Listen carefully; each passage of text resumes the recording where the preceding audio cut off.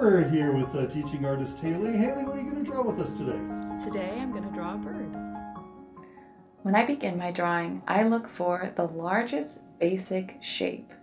When I look at this bird, I see an oval for the body, and a circle for the head, and a triangle for the tail.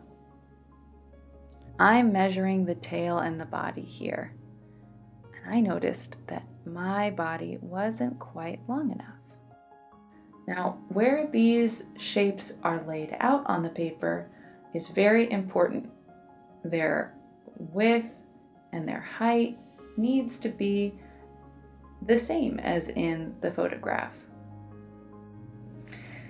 I've got from the tail to the head, and now I'll look at the legs.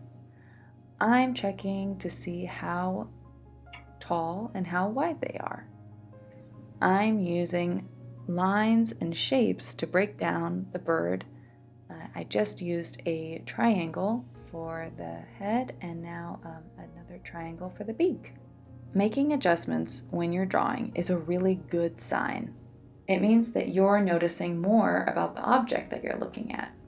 Even this far along in the drawing, I'm noticing things still need to be adjusted. I'm taking another look at the legs and noticing that I drew the basic shape too wide. So now I'm adjusting that.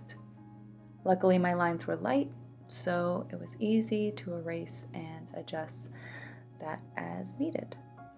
I use the shape-based drawing method even in small areas, like this bird's face.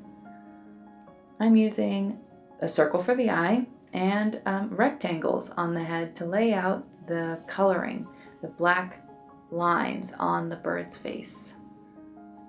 Thanks, Haley, for sharing your shape-based drawing method with us today.